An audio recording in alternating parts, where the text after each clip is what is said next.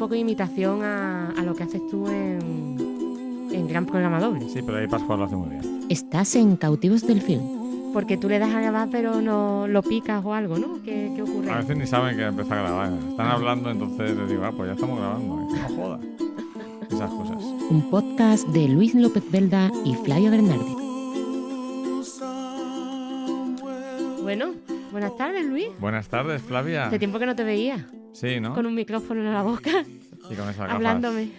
En casa. ¿Cuánto tiempo hace que no grabamos? ¿3 años? 2021. Espérate que O te lo digo ahora mismo. 2022. Ahora mismo te lo digo porque en YouTube, estamos en YouTube. Los últimos que hacíamos los retransmitíamos por Twitch, que era la moda esta de retransmitirlo por Twitch porque todavía no estábamos mucho fuera de casa. Y entonces para vernos las caras con la gente nos íbamos a Twitch. ¿Vale? Esa Sí, moda... ese intento de grabar Sí, exacto. se quedó ahí. Se queda ahí. De grabar imagen. Sí. Pero bueno, de ahí sacábamos también los audios, ¿vale? Sí. Y bueno, y luego los publicábamos. Algunas veces los publicamos, otros no. Sospechosamente la gente que haya seguido suscrita al feed después de tanto tiempo habrá visto que hace poco se subió un MP3 nuevo, ¿vale? Que era precisamente de la última grabación que hicimos. Que creo que era el de el jovencito Jack Nicholson. ¿Te acuerdas de...? Los archivos perdidos, ¿no? Los archivos perdidos, exactamente. O sea, Más hemos o menos. vuelto. Hemos vuelto. Hemos vuelto después de 3 años viendo la manera de volver. Estamos en un periodo, yo creo que estamos en un proceso de hacer las cosas de manera más sencilla para que resulten más viables, igual que la newsletter que solemos hacer, la hemos simplificado para que no... Sí, las cosas más simples son, al final, las más efectivas y las que más te resultan viables de realizar. Y también, a ver, en nuestro podcast veíamos varias películas, entonces tenemos el problema que las veíamos y luego cuando íbamos a grabar ya no nos acordábamos muy bien. Y sí, lo que nos pasaba también, que bueno, afortunadamente estamos teniendo muchos proyectos, tanto de la asociación como, bueno, individualmente cada uno. Y claro, yo no estaba teniendo tiempo para ver películas. Exacto. Y sí que me apetecía comentarla, porque de hecho sí que la hemos comentado en otras, por ejemplo, en otras charlas o en otras ocasiones, cuando quedamos con amigos, etcétera. O entre nosotros. O entre nosotros, sí. Después de comer, tomando el café. Pues sí. Entonces, pues bueno, durante este verano ya dijimos, mira, Luis, le dije yo, mira, Luis, yo tengo ganas ya de grabar contigo. La que tenía realmente ganas de volver era Flavia y yo pues me he sumado. Ah, muy bien. Bueno, sí, porque tú además empezaste otro podcast sin mí, claro. hay que decirlo. Sí, otro proyecto. Le pusiste los cuernos. Sí, vale, quería hacer otra cosa donde creo que tú entrarías menos por el tipo de películas que son. No, sí, además que yo disfruto haciendo de producción y mandando a callar, porque eso es uno horrible editarlo, porque como os ponéis los tres ahí sí, los tres. muy efusivamente. Pascual, David y yo. Exactamente, os ponéis ahí vamos a montaros uno encima de otro. ¿Cómo se dice? ¿Montar o no? A chafarnos, a pisarnos. A pisaros, exacto. Entonces, pues bueno. Y nada, pues hemos decidido volver con un nuevo formato. Cuéntanos el formato, Luis. Pues básicamente, si no lo he entendido mal, vamos a hablar de una sola película. Bien. Que además la idea es verla y grabar el podcast inmediatamente para que no se nos olvide ningún detalle. Porque cada vez estamos peor de memoria y si pasan 2 semanas no nos acordamos prácticamente de nada. Y con mi problema de reconocimiento de facial, pues claro, también puedo confundir los actores y las actrices que salen en las pelis. Y creo que tu idea es editarlo y subirlo justo después de grabarlo. O sea, todo en la misma... Comer pronto, ver la película, grabar, editar y subir. Exacto. Y eso lo haremos una vez al mes. Cuando podamos, ¿no? O sea, sí. La idea es una vez al mes, pero que tampoco prometemos nada. No, bueno, también comentaros que va a ser la tercera temporada, porque consideramos que la primera temporada es esa que estuvimos más o menos... Con bastantes programas. Con bastantes programas haciendo regularmente el podcast. Que parecía una temporada de una serie antigua. Exactamente. De esas de 22 episodios. Sí, porque ahora no sé qué ha pasado estos últimos años con los podcasts, que ya no son por periodicidad anal, sino que ahora son ya como súper profesionales todos. Hasta, bueno, profesionales como Enara Álvarez y mucha otra gente ya hace podcast y tiene más de un podcast. O sea que se ha cumplido la profecía aquella de cuando, ¿te acuerdas, Luis, cuando nos conocimos? Sí. De que el podcast era como muy amateur y ya se ha profesionalizado de una forma Pues más o menos tipo Estados Unidos. Ha llegado el momento, sí. Ha llegado ese momento. Sí, Pero sí. bueno, nosotros lo hacemos para divertirnos, para dar contenido Sí. también para nuestra asociación. Y bueno, y yo qué sé, para desfogarnos un poquito de las pelis que Efectivamente. vemos. Y nada, pues solamente pues comentar dos cosas aparte del hecho de que va a ser una sola película. Lo vamos a hacer con spoiler. Sí. Os avisamos. Si no habéis visto la película, pues verla. Si veis que vamos a hablar de la película, pues antes de escuchar el podcast. Pero esa va a ser la parte principal. Esa es la parte principal. Por eso, en lo que es referente a la película de la que vamos a hablar, sí que vamos a hablar con spoiler. Pero aparte, de cada película, pues nos centraremos un poco en comentar brevemente la filmografía de ese director o directora que haya hecho la película en cuestión. Muy bien, Luis, lo has explicado muy bien. ¿No? Sí. Esa es un poco la idea. Esa es la idea. La inspiración nos viene de otro podcast que nos gusta mucho. Exacto. Y que este verano nos lo hemos ventilado bastantes capítulos. En los diferentes viajes en coche. Exactamente. Y bueno, ¿lo nombramos o qué? Claro que sí. Bueno, pues el programa amigo, Choque Juergas, de Marta Trivi y Alberto Corona, y que nos gustaba mucho su forma de ver el cine y de ver, bueno, en general. Esto se va a parecer a Choque Juergas, pero en peor. En peor, exactamente, porque ellos tienen una bibliografía que es como, joder, ¿cómo puede darle tiempo a leer tanto? Me da mucha envidia, porque es un podcast con bibliografía. Exacto. Y eso, pues, da calidad a la película. Da calidad a la película y añade un valor, o sea, le da un valor añadido. Exacto. Entonces, pues bueno, es un poquito difícil escuchar ese podcast en el coche porque no puedo ir apuntando las cosas que van diciendo, pero se te queda así como el pozo general. Sí, yo de hecho ya algún libro que han nombrado lo tengo ya en mi poder. Sí, para así leerlo. que nada. Que muchas gracias a Marta Trivi y a Alberto Corona por de nuevo a mí, por ejemplo, meterme el gusanillo. Luis ya lo tenía, pero a mí me lo ha vuelto a Las meter. ganas de hacer pues podcast, como ha dicho Flavia, para divertirnos, para dar contenido a la asociación y para también, pues en cierto modo, tener un contacto, aunque sea indirecto, con las personas que nos escuchaban, ¿no? Y Exacto. que esperemos que vuelvan. Y me gustaría, no sé si alguien en México nos escuchará, pero me gustaría pues mandar un abrazo fuerte a la familia de César Güemes, que era un gran seguidor de nuestro programa, que nos escribía, que nos animaba, que incluso nos hizo una entrevista. Nos hizo una entrevista en un periódico mexicano, que era como una cosa muy, muy loca, y que nos enteramos que falleció hace un par de años, porque claro, hemos estado... hemos estado totalmente desconectados y claro, él nos contestaba sobre todo por Twitter. Y cierto es que sí que la presencia de I Más Joven y de ambos ha sido menor en Twitter desde la pandemia, la verdad. Y claro, no teníamos las últimas noticias que tuvimos de él fue precisamente en alguna de las retransmisiones de la última temporada que sí que estuvimos subiendo y sí que tuvimos contacto con él, porque además la entrevista no la hizo durante el confinamiento. Exacto, sí, en 2021. Y dimos por hecho de que como no estamos haciendo contenido, pues también César se había centrado en otras cosas, ¿no? Claro. Que no se comunicaba con nosotros por eso. Y luego descubrimos que, desgraciadamente ya no está entre nosotros. Y pues nada, un abrazo muy fuerte a toda la familia y a los amigos de César, que era un tipo increíble. Yippee-ki-yay, hijo de puta. ¿Qué película vamos a hablar? Pues para iniciar esta nueva tercera temporada. Vamos a hablar de películas, ¿no? Eso es una cosa que no se nos queda por decir. Vamos a hablar de películas, tanto actuales como pasadas. O sea, de actualidad, como películas que, bueno, que consideramos que son buenas y entretenidas y a lo mejor no son de rigurosa actualidad, sino que, pues, por ejemplo, con la que empezamos hoy es Prisoners, o Prisioneros. Prisioneros. De Denis Villeneuve. De Denis Villeneuve. Que es una película que tenía pendiente de ver. De hecho, me ha aguantado bastante de no saber incluso nada de la peli porque sabía que era bastante sorprendente e intensa. Y muchas veces me procuro de cuando son así no intentar no saber nada. Que tú te has flipado cuando hemos empezado a ver la película y me has dicho, pero ¿de verdad que no sabes nada? Digo, es que yo no leo ni la sinopsis de las pelis. Está muy bien porque como yo sí la vi en su momento y me acordaba y no me acordaba. O sea, conforme he ido viéndola me han venido ya flashes de las sorpresas o del guión, de la historia.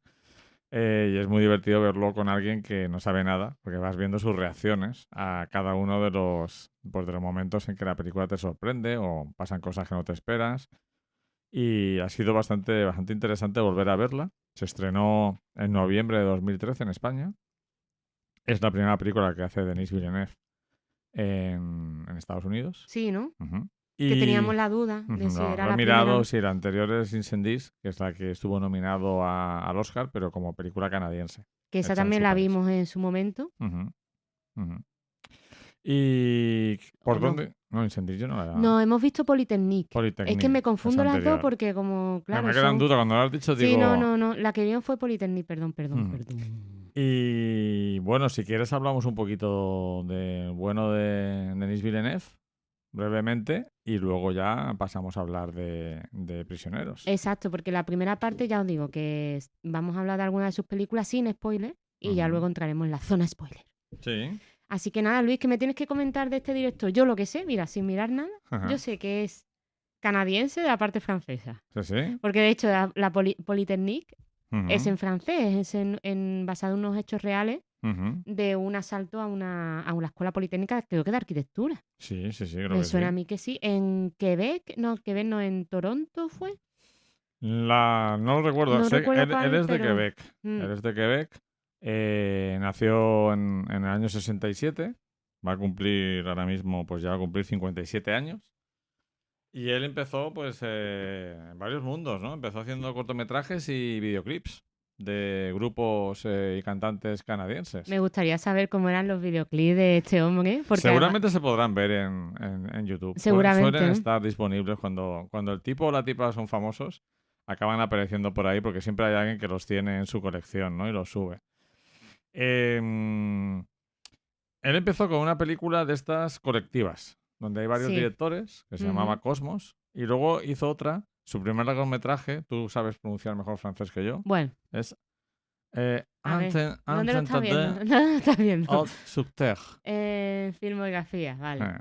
Y la ordeno de alguna forma, ordenar por fecha descendente, vamos por al revés. Ordenar por fecha ascendente. Bueno, se nota que tenemos cada uno un ordenado, pero no me deja aplicar. Vale. La primera que me sale aquí, vale, son vídeo musical, Cirque du Soleil, no. Hizo Cosmos en el 96 con otros directores y luego hizo un 32 de agosto en la Tierra. ¿Pero en qué año estamos? En el año 98. Vale. Pero aquí salen en castellano, por lo menos. Película que no he visto, pero me imagino que estará disponible. En el 2000 hace otra que tampoco se estrenó en España, que es Maelstrom. ¿Y por qué me suena a mí esta película? La de Maelstrom. Hombre, yo conozco a la actriz protagonista porque es típica del cine canadiense. Pero no, esta película no se ha estrenado. Vale. Es un drama psicológico surrealista. ¿De acuerdo? La de Maelstrom. Un 32 de agosto en la Tierra es una dramedia. Y luego sigue haciendo cortometrajes y documentales. Y ya en el 2009 hace la primera película que hemos visto de Villeneuve, que es Polytechnique. Entonces nos queda Incendies. Sí. Nos queda. Vale. Es una que la tengo pendiente desde que se estrenó. Sí, es que te escucho muchas veces hablar de Incendies y al final no la... No, esta película le gusta mucho a nuestro amigo Rubén. Ah, vale. Pero a mí siempre me ha dado, lo reconozco, no pasa nada. Las cosas se reconocen. ¿Por qué? ¿De qué me ha dado pereza. Sí, ¿no? Me ha dado pereza y nunca... O sea, pero seguro que Villeneuve luego tiene algo, tío. Sí. Seguro. Porque hasta Dune tiene... Tiene un 7,7 en Final Affinity. Estuvo nominada al Oscar a Mejor Película de Habla No Inglesa y fue su puerta a Hollywood. Pues sí, entonces tiene que ser un peliculón. Pues pero, sí. Polytechnique, ¿dirías algo de ella? Pues mira, Polytechnique diría que a pesar de que su estilo todavía no estaba ahí, es una película que si el estilo de Villeneuve es mantenerte en tensión, como hemos visto en esta última, en Polytechnique lo consigue. Y tengo unos recuerdos, además, claro, yo estudié arquitectura y sé cómo son las escuelas politécnicas de arquitectura, ¿vale? La recreación de mientras estás en clase con el aula masificada, con esos estudiantes, etcétera, pues claro, es que es bastante terrorífica, ¿no? Y claro, y me imagino que la visión, bueno, claro, en Canadá además no es como Estados Unidos, que no hay una ley de armas tan permisiva. Sí, que no es tan habitual tampoco que haya tiroteos masivos. Exactamente. Entonces me imagino que el impacto que causaría esta película pues sería, bueno, esta película y este hecho, pues sería bastante fuerte. Sí, la película es del año 2009, pero recrea hechos de diciembre del 89 en la Escuela Politécnica de Montreal, donde entra un tipo decidido a matar al mayor número posible de mujeres. De mujeres, exacto, sí, es verdad. Ese es un dato a tener en cuenta, porque normalmente estos tipos no discriminan, pero este sí. Iba solo por mujeres. Era un incel declarado. Exacto. Hijo de su... Ganó el premio Jenny a la mejor película canadiense. O sea, como el Goya de Canadá, ¿no? Y en Final Affinity está en el puesto 27 de mejor película canadiense de todos los tiempos. Y es una película, como ha dicho Flavia, que a lo mejor no está todavía el estilo depurado de Villeneuve, pero sí es el logro de la tensión. Claro, la película la hizo hace pues como 15 años, ¿no? Entonces, de muy nuevo, ya ves. Pues todavía estaba un poco descubriendo, ¿no? Su voz. Pero es una película recomendable que se puede encontrar. No está en ninguna plataforma, pero se puede encontrar. Pero se puede encontrar porque nosotros lo hemos visto. Ahí lo dejamos. Incendies no la hemos visto, no. Entonamos nuestra mea culpa. Está ambientada en la guerra del Líbano. Quizá por eso a mí las películas bélicas claro, es que me dan mal rollo, me ponen ponen de bajona. Pero bueno, pone drama, intriga, thriller, road movie, familia, guerra del Líbano. Esos son los tags de Final Affinity. Y pues como digo, pues arrasó en un montón de premios. Se estuvo nominada al Oscar, a los BAFTA, al Círculo de Críticos de Nueva York, al premio César a la mejor película extranjera. Ganó de nuevo el premio a la mejor película canadiense. Mejor película canadiense en Toronto. Y en Canadá sí que envían a la película más famosa de ese año, ¿no? Normalmente en Canadá, para ser coherentes, lo que hacen es la que gana los premios es la que mandan. Claro, porque gente que piensa bien. Está organizada. Y está organizada, ¿sabes? Y coherente, no como lo que pasa en este país y lo dejo ahí. Claro. El problema también es que si das los Goyas en enero, pero la eliges en septiembre, pues siempre va a ser una película que todavía no ha hecho. Bueno, da igual. Déjalo. Lo dejamos ahí. Y aquí empieza otra vez otra tendencia de Villeneuve, que quizás sea una de las cosas que más se le critican, es que empieza a hacer películas muy largas. Sí, tío. 130 minutos dura la de Incendies. ¿Y Polytechnique? También dura un poquito. Sí, pero es más corta. Es más corta, ¿no? Vale. Polytechnique dura, bueno, no sé, fíjate, igual... No, Polytechnique dura 77. Ah, vale. Bueno, sí, que creía que estaba haciendo un cortometraje, perdona. Sí. Porque ves que hace muchos, ¿no? No, que pensaba que iba a hacer un cortometraje y le salió largo. Le salió un cortometraje largo, y esto le salen largos, muy largos. Sí.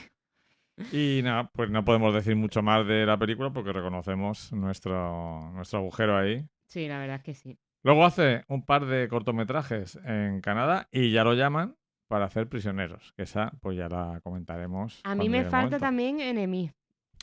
Enemy es del mismo año. Que es de una novela de José Saramago. ¿De qué novela?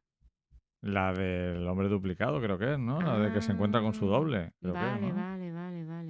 Vale, es el protagonista que vuelve a ser Jake Gyllenhaal, que le gustó, o sea, que se llevaron bien en Prisioneros, porque recordad que Prisioneros es Hugh Jackman y Jake Gyllenhaal, entre otros muchos actores. Pues es un tío, un profesor de historia, que lleva una vida monótona y que un día viendo una película descubre a un actor que es idéntico a él. Uy, esto me suena a cierto tratamiento que hicimos una vez.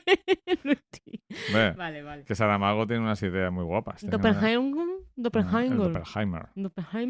Sale también en esta peli Isabella Rossellini, pero como tampoco la hemos visto, de momento no hemos visto nada. No, a partir de ahora las hemos visto todas. Vale. Creo. Por lo menos yo.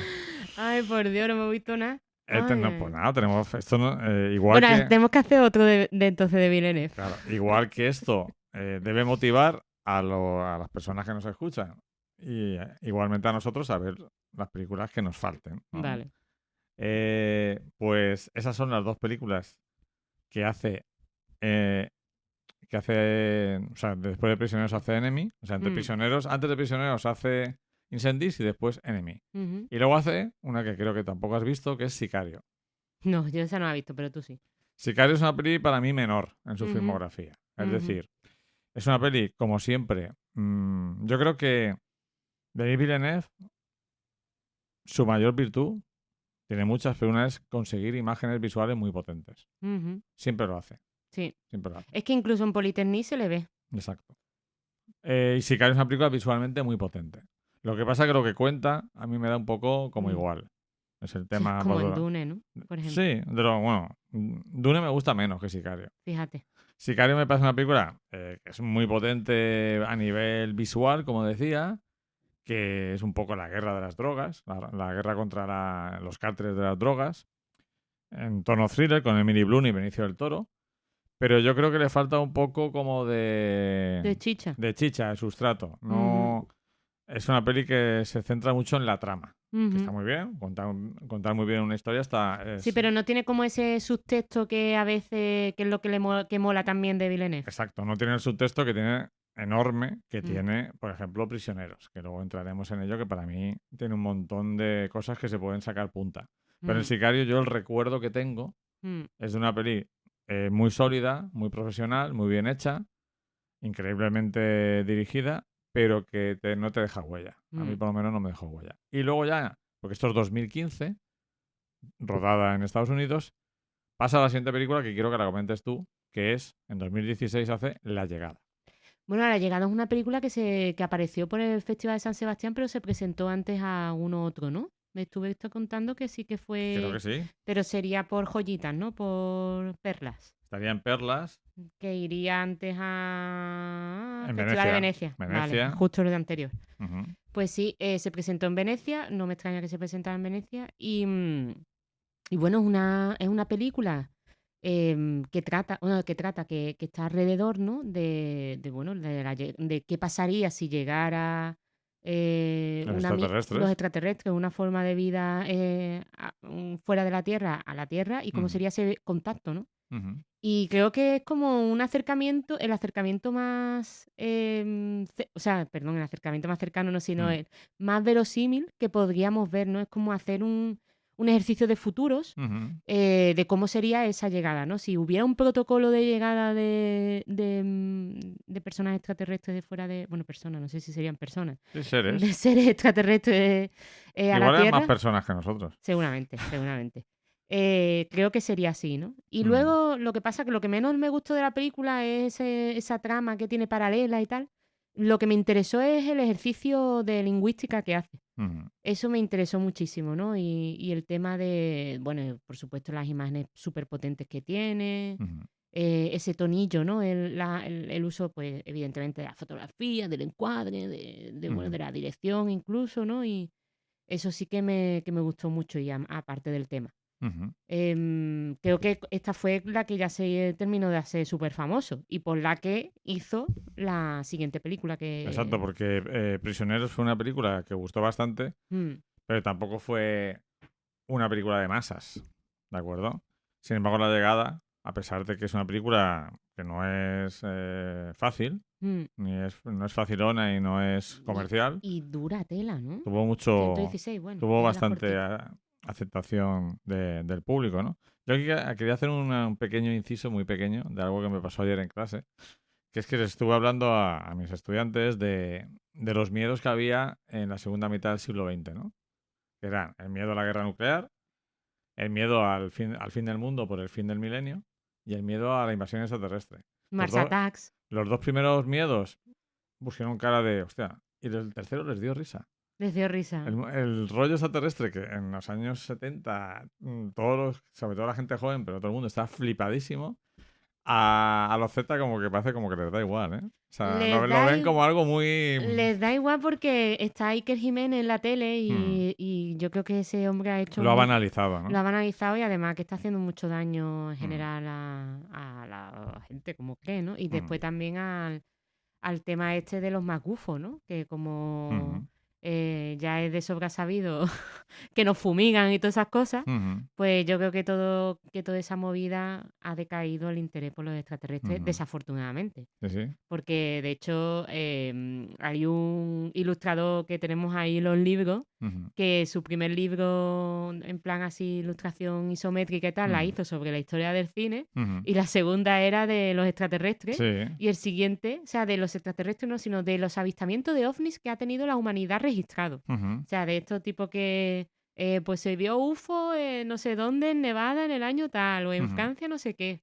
Está súper gracioso ese libro, y luego también uno de fantasmas. Entonces, este chico, fijaros lo relacionado que está, ¿no? El mundo audiovisual y cinematográfico con los extraterrestres y los fantasmas, ¿no?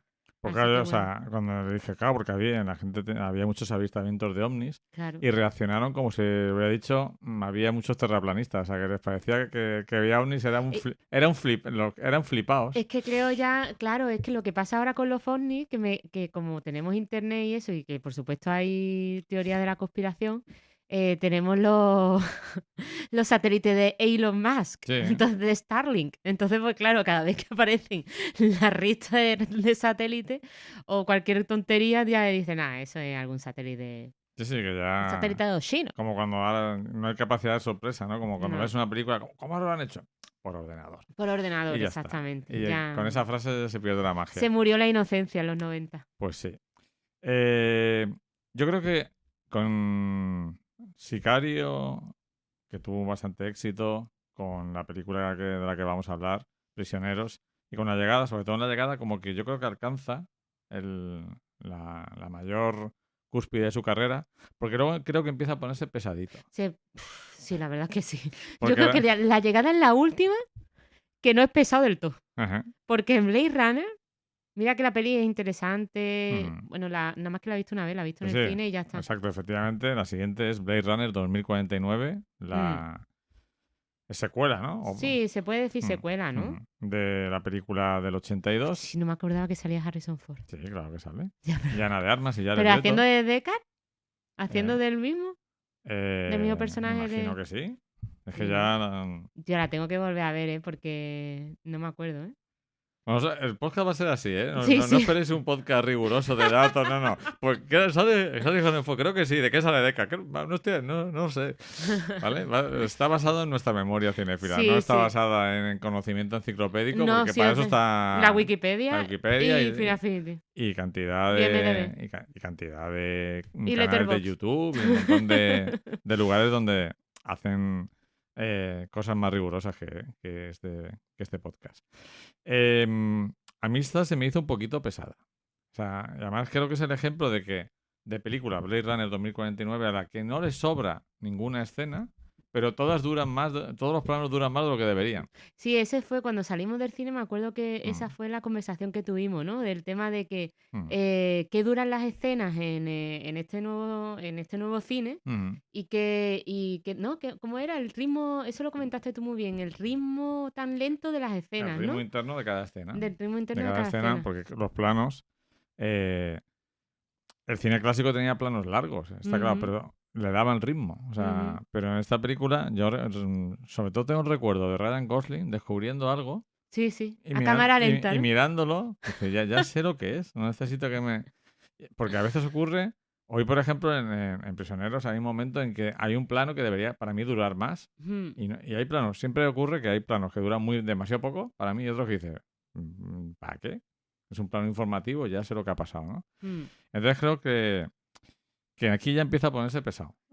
Porque ya lo comentaremos con la película de Prisioneros, pero creo que en Prisioneros se puede comparar con el cine de David Fincher.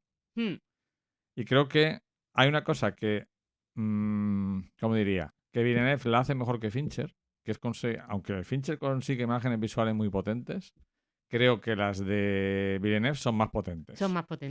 Pero controla muchísimo mejor la composición. Exacto.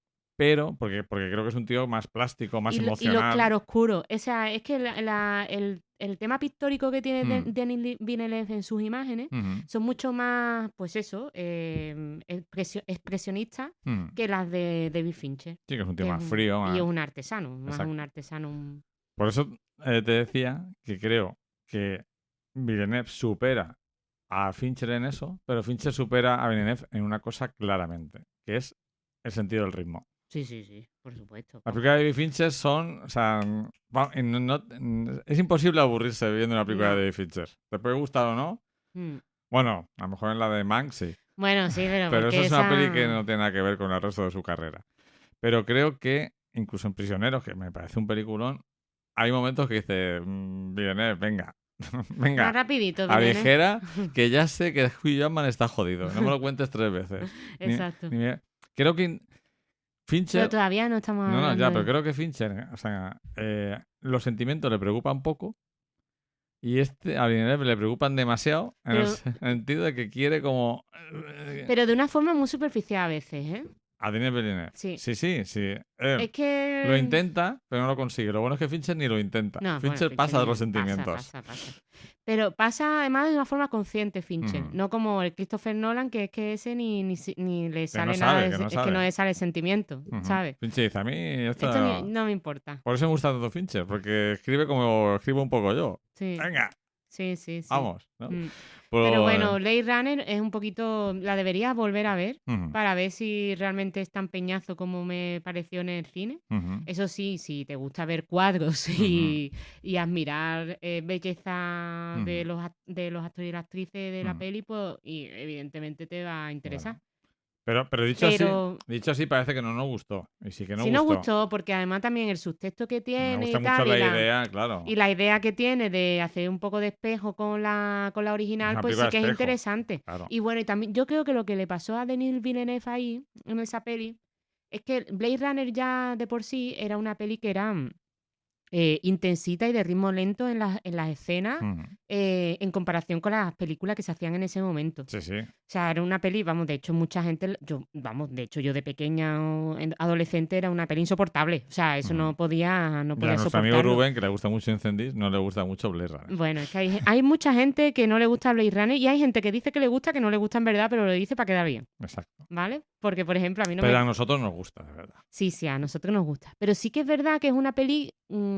como que, o sea, es la típica peli que le gusta a las personas un poquito presuntuosas. Y nosotros somos un poquito presuntuosos. Pero tenemos conciencia de ello. Sí. Somos presuntuosos a conciencia. A conciencia, exacto. Entonces, pues, yo creo que Denis Villeneuve lo que le pasó en esta, que quería no imitar, pero sí como que seguir ahondando. Ser respetuoso, ¿no? Más que respetuoso es seguir la estela que marcó Blade Runner, pero cómo sería de pesado en los 2010, ¿no? Porque esto es 17, en los 2010. No sé cómo se diría esa década. En la primera década del siglo XXI. En la segunda década del siglo bueno, XXI. sí, pues sí, en la segunda década. Entonces, pues bueno, creo que le pasó eso y no le salió tan bien como podría haberle salido. Pero la hizo, tuvo eso de hacerla. Y para lo que has dicho tú, si en la primera los replicantes desean ser humanos, en esta parece que los humanos desean ser replicantes, ¿no? Para no sentir. Y esa idea me gusta mucho. Eso estuvo muy guay, la verdad que sí. Y luego ya viene Dune y Dune parte 2. Que yo reconocer que en ambas me dormí durante un rato. Es que yo la verdad, lo de la manía muy bien hechas. Que sí, no te digo que... O sea, lo que es la producción de estas dos películas, estas dos películas que realmente es una, falta otra, ¿no? Falta una... Amenaza con la tercera. Claro, porque además los libros son un montón, ¿no? En 2026 se anuncia Dune Mesías. Es que creo que las novelas de Dune son como 3... No tengo mucho conocimiento de esto, ¿vale? Entonces, pero creo entender que esto, lo que se ha hecho es solamente una parte de la primera novela. De Dune no tenemos mucho conocimiento. De todo lo demás que hemos hablado, sí. Tampoco. Pero de Dune no. No, pero bueno, lo que quería comentar en esto es que parece que Villeneuve quiere hacer como si fuera una serie o como si fuera... O sea, le está dando el mismo ritmo que le daría a la novela con esta película, ¿no? Y creo que un poco lo que le pasa a esta novela... Bueno, la historia típica es que que realmente lo que querían adaptar, ¿no? A Star Wars era ¿esto era? ¿O era Flash Gordon? No era Flash Gordon. No era el cómic. Pero Dune es un proyecto que tuvieron varios directores también. Y también fue algo que estaba en la mente, la inspiración de Star Wars, ¿no? Algo... Sí. Porque además esto es como... Pues yo lo que vi de la historia de Dune era que era un Juego de Tronos con un Star Wars. Juego de Tronos en Star Wars. Juego de Tronos más Star Wars. Exactamente. Igual Dune. Uh-huh. Pero también es verdad que recuerdo que yo tuve una pareja, un novio que le encantaba Dune y por su cumpleaños le regalé la primera de las novelas. Y como que los fans de Dune son muy, muy, muy fans. Uh-huh. Y era como la gente rarita, ¿no? Era los especialitos, Uh-huh. no la gente rarita, sino la gente como así especialita, ¿no? Que le gustaba que no le gustaba El Señor Anillo, le gustaba Dune. Más especialista. Hombre, yo prefiero Dune que El Señor de los Anillos. O que le gustaba, en vez de gustarle Harry Potter, aunque Harry Potter es más para gente más pequeña, o sea, para literatura infantil, juvenil, Dune sí que era más orientado a adultos, ¿no? Sí. Pero era gente, pues eso, un fandom, muy fandom, pero muy especial, muy más reducido, ¿no? Era minoría del fandom. Y entonces, pues claro, sí, aquí he visto lo de Dune Mesías. Entonces, pues claro, me imagino que lo que le pasaría a Villeneuve es que sería de ese pequeño mundo fandom de Dune en su momento y que te den una película de este tipo con ese presupuesto y con tus capacidades visuales, pues evidentemente es lo mismo que, yo qué sé, la primera cita o la segunda cita de la persona que más te gusta del mundo y quieres aprovecharlo al máximo y alargar hasta la eternidad. Pues un poco le pasa eso a Dune, que no hay que querer tanto a tu proyecto. Sí. Y eso le está pasando a Denis Está ahí como... Villeneuve. Sí, bueno, ten en cuenta que va a dedicar prácticamente una década de su carrera a hacerlo. A Dune.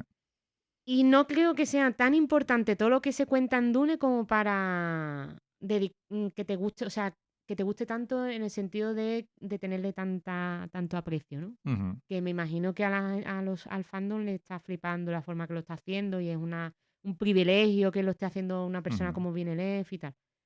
Pero no sé, lo que cuenta y tal me parece tan antiguo a la época en la que vivimos. Sí, ¿no? Y no es tan profundo como podría parecer. Exacto, no tiene tanto subtexto, ¿no? Porque al final es un poco pues lo de siempre, ¿no?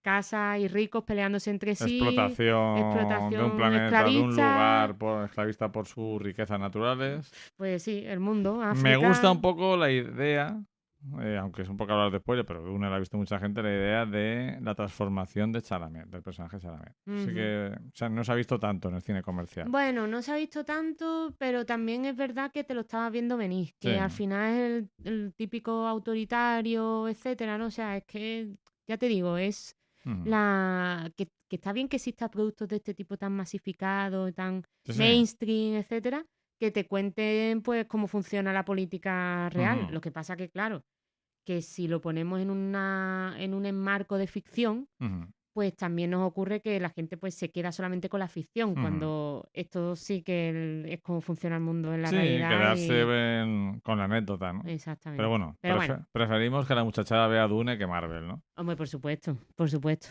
Y una vez que hemos repasado la carrera, ¿con qué película te quedarías de las que has visto? Pues yo creo que me quedaría con esta que he visto hoy, ¿eh? Es que a mí La Llegada sí que me encantó, me flipó y tal.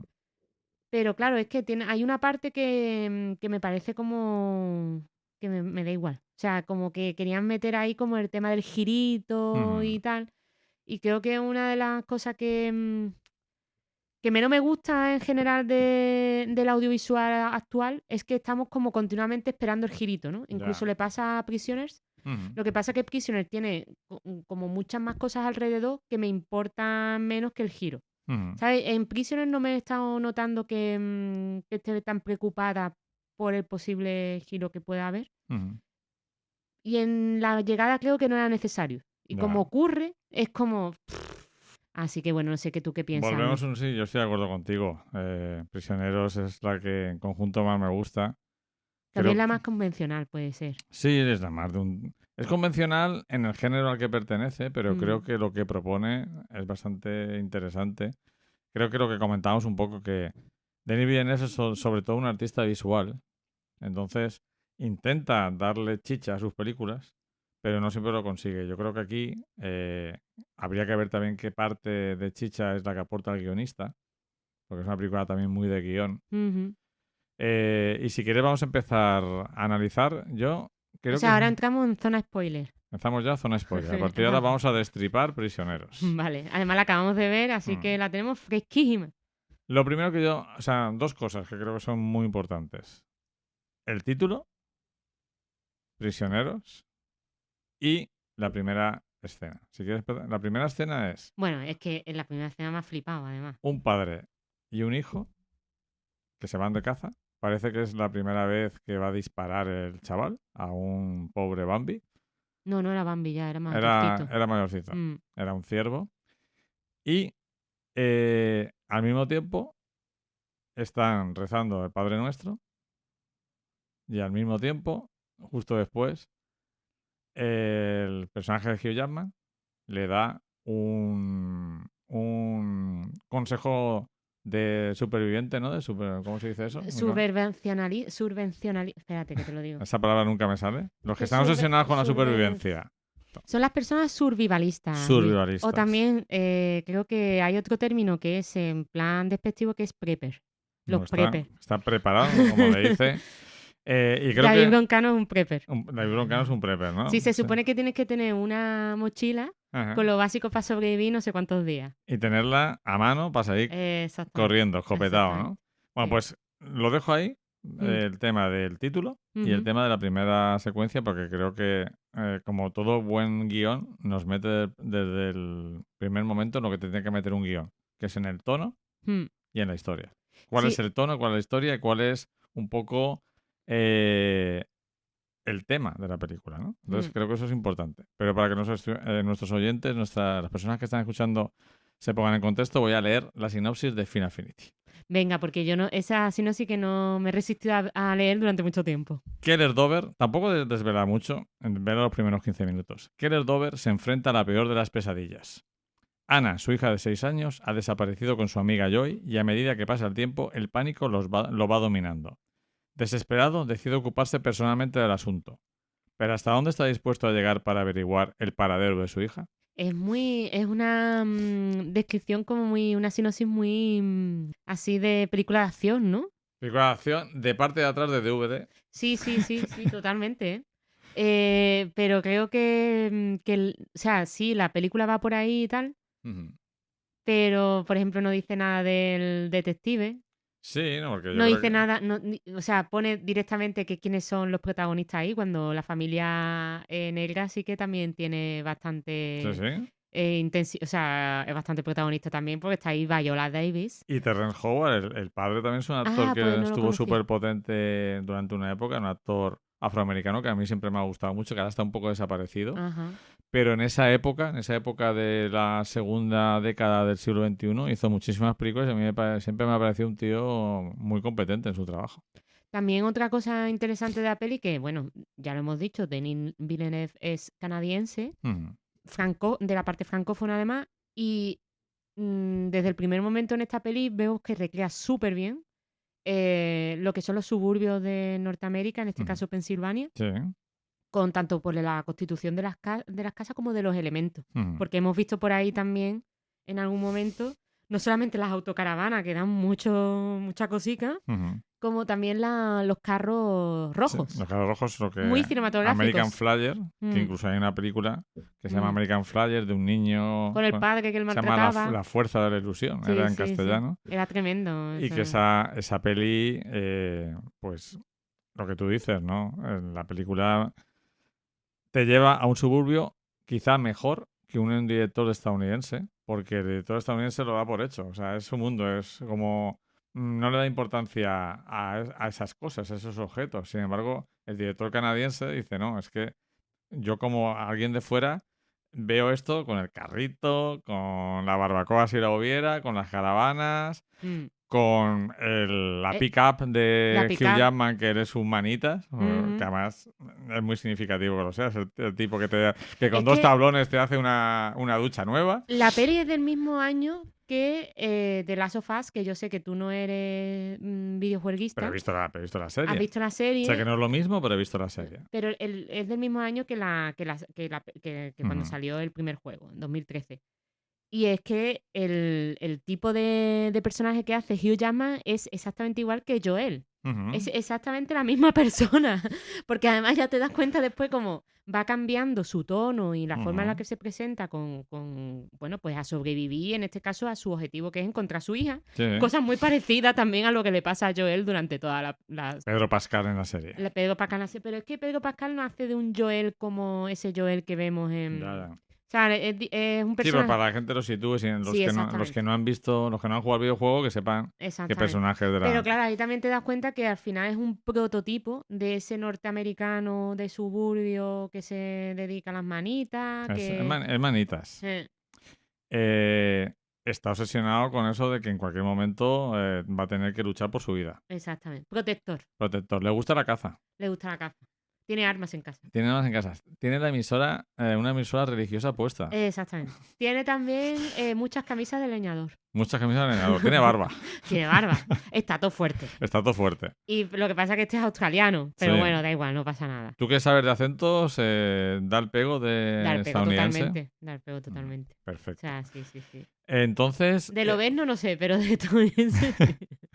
Entonces, pues, tenemos esos planteamientos que la película ya, como que yo creo que las buenas películas tienen que llevarte a un universo desde que empiezan. Y tú ya estás ahí. En ese Estás universo en donde el- empieza y además la forma en la que tiene de contarte todas esas cosas son súper audiovisuales con el tema del Padre Nuestro y tal. Pero luego también hay un detalle de cuando ellos dos entran a su casa después de haber cazado al venado. Ujú. Hay una pequeña crucifijo Ujú. colgado en el coche. Ujú. Y hace el zoom, ¿no? O sea, el zoom en el marco de cuando entran en la casa Ujú. está a un lado, o sea, la composición está con ese crucifijo Ujú. bastante claro, ¿no? Ujú. O sea, ya te está diciendo que el tema de la religión, Ujú. de cómo los humanos expresan la religión o se toman la religión es súper importante. Sí. Que la película o sea, yo creo que es una película que está captando de una manera en formato de thriller, con lo cual yo, sinceramente, cuando vi la peli me di cuenta inconscientemente, pero no tanto, que está captando el termómetro social de Estados Unidos en ese momento, que ya faltaban 3 años para que ganara Trump, ¿no? Ujú. Sí, 2016. Exacto. Entonces, es 2016 cuando gana Trump, Mm. efectivamente. Entonces, y aparte, no nos olvidemos que la película empieza el Día de Acción de Gracias. Exactamente. Que Ese periodo, ¿no? Que no hay día más americano. No. Bueno, junto con el 4 de julio, ¿no? Fíjate que es un día, bueno, sí, norteamericano de Acción de Gracias, claro, por el tema, ¿no? De las ofrendas. Sí, sí. Que se supone que no era algo religioso, pero sí que se supone que al final es una ofrenda a Efectivamente. Dios, ¿no? O sea, gracias a Dios de la cosecha. Exacto. Utilicemos en este podcast el método socrático de Sócrates, que era hacer preguntas para llegar a la Algo. verdad. Vale. Es creíble que haya una familia afroamericana en el barrio, pero es Ujú. creíble que ese tipo sea amigo de una familia afroamericana, porque no lo dudo. No digo que no. Pero yo creo que la familia afroamericana es afroamericana no por casualidad. Creo que no es por casualidad, evidentemente, que lo han Porque hecho son por más bondadosos algo. Ujú, ante lo que les pasa que Hugh Jackman. ujú. Sí. No son tan Es brutos. que no sé realmente la intención que ha tenido ahí Villeneuve o el guionista, porque esto está basado en una novela o No, es un guionista. Es guionista, ¿no? Lo Me cual- encanta que sea, me gusta Porque mucho. parece una novela. Sí, parece una novela, o sea, parece que la película te cuenta menos cosas de lo que debería contarte, Ujú. que a pesar de eso te cuenta un montón de cosas, Ujú.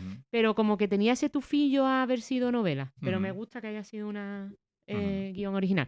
Bueno, el caso, que lo que te comentaba, que evidentemente seguro que no es casual, pero me estaba costando ver que no fuera casual. Sí, Me que estaba está bien costando hecho, verlo. que está bien hecho. Sí, y sobre todo porque no ha caído en topicazos, por lo menos que pudiéramos ver. Ujú. ¿Sabes? Que pudiera decir, joder, pues vaya tópico esto que ha pasado aquí. Ujú. Me ha extrañado en una parte de la película cuando encuentran a la niña, primero encuentran a Joy, Ujú. a la hija, ¿no? Porque las hijas desaparecen, etcétera. Sí, desaparecen las dos niñas. Las dos La niñas. niña pequeña del matrimonio de Hugh Jackman y María Bello, Ujú. y la niña pequeña, que es Joy, la otra es Anna, de Terence Howard y Viola Davis. Pues aparece primero la niña Joy, la niña del matrimonio afroamericano, Ujú. y pensaba que iba a ser como mucho más, pues que iba a haber un conflicto mucho mayor, ¿no? Ujú. O sea, que sí que hubo un conflicto, que sí que lo hay, pero creía que iba a ser más fuerte. Pero no, tampoco ha caído en eso, ¿no? Claro, aparte de la película, como toda película de Hollywood, en cierto modo, tiene algunos prototipos, es decir, pues Hugh Jackman, pues es el bruto fanático que va a usar la violencia, porque además cuando, bueno, ya lo iremos diciendo, pero él se comporta de manera muy violenta y el Terrence Howard, que es el afroamericano, es como más pacífico. Sin embargo, no pone a los personajes afroamericanos como deidades, porque Viola Davis dice, no vamos a participar de esta violencia, pero tampoco la vamos a impedir. Exactamente. Si Hugh Jackman con su violencia consigue información sobre dónde están nuestras hijas, perfecto. Y eso me ha gustado. Pero eso también, a ver, que la película yo creo que plantea un dilema que se le plantea a mucha gente, ¿no? ¿Tú qué harías? O sea, ante un sistema que ya estamos viendo que no funciona, que de eso también habla esta peli. Sí. Ante unas injusticias que ve y ante la impotencia de que se supone que ya saben que ha habido muchas desapariciones de niños y de niñas en esa zona y que no se ha hecho nada durante muchísimo tiempo, casi 30 años se dice, ¿no? Claro, mientras no te pasa a ti, pues tú no te preocupas, pero cuando te pasa a ti, ¿tú te quedarías en casa esperando drogada como le pasa a la mujer de Hugh Jackman a esperar que la policía haga algo? Cada personaje, cada uno de los 4 padres actúa de una manera. Hugh Jackman es súper proactivo a lo bestia de tengo un sospechoso y lo voy a torturar. Y también sabemos que lo hace así por sus creencias, en el sentido de que ojo por ojo, diente por diente, que al final él está justificado por la religión, ¿no? Exacto. Luego tenemos a su mujer, María Velo, que se queda drogada en casa llorando la ausencia de su hija. Que la droga él. Sí, o sea, sí, vamos a ver, esto hay que decirlo. Y además le dice al hijo mayor, le dice que no se entere de nada y que siga tomando las pastillas. Para mí, no sé si es casual o no, pero es muy interesante que sea María Velo, que es la misma actriz de Una historia de violencia, con Viggo Mortensen, que también es una madre que tiene... Porque al final aquí, lo hablaremos también, la familia es fundamental. El tema de la familia, ¿no? Bueno, y además... De la protección de la familia, como tú decías. No sé si estamos abordando claramente el tema de la peli, porque claro, hay una cosa que nos sorprendió mucho cuando lo estábamos viendo, que es que vaya tela que estén en un suburbio norteamericano, que vamos, aclaramos que un suburbio en Norteamérica no tiene la connotación negativa que tiene zona aquí. Residencial. Son más zonas residenciales que su característica mayor es que, bueno, pues viven familias, se supone que es más seguro, que los niños pueden jugar con tranquilidad en la calle y todo eso. Y aquí no. Aquí sabemos que, o por lo menos intuimos, que algo de peligro tiene que haber fuera, porque precisamente las niñas en una primera ocasión que salen a la calle van acompañadas de sus hermanos mayores. No, ¿podemos salir a la calle? Sí, si os acompañan vuestros hermanos mayores. Exactamente. Hay que aclarar una cosa. Sí. Este suburbio no es el de Revolutionary Road, por ejemplo. No, es decir, claro que no. Esta gente es más pobre. Sí. Viven a las afueras, pero a lo mejor no viven a las afueras, a lo mejor viven en un pueblo. No es que sea más pobre, es que es un pueblo de interior de Pensilvania, acordemos también de qué tipo de estado es Pensilvania, que es un estado pues de blue collar, o sea, de mineros. Que no están en Connecticut. Exactamente. Ni en Maine, están en Pensilvania, que es un estado trabajador. Exacto. Y él es un carpintero, un manitas, y no se sabe el oficio de los afroamericanos. Creo que en ningún momento se dicen que trabajan, porque creo que no les interesa al guionista, no es importante. Pero sí que es cierto que se palpa desde el primer momento que el lugar es inseguro para los niños. Claro, sobre todo por esa preocupación que tienen los padres y las madres en que no vayan solos. Quizá porque, lo que tú decías, no les ha pasado a ellos, pero quizá es vox populi que han desaparecido niños con bastante frecuencia en la zona durante los últimos 30 años. Entonces, pues habrá un puntito ahí de intriga. No me quiero adelantar porque estoy todo el rato, pero luego lo comentaré. Viendo la película ahora, me venía continuamente a la mente Longlegs. La peli de Nicolas Cage, y yo no la he visto. Que simplemente he estado viendo y digo, hostia, es que el tono, el mal rollo... ha inspirado a Longlegs, en cierto modo. Claro, y a mí también me ha recordado que esta sería un poco The Room. ¿Te acuerdas de The Room? Que creo que es de 2016 ya esa peli. La de Brie Larson, ¿no? La de Brie Larson.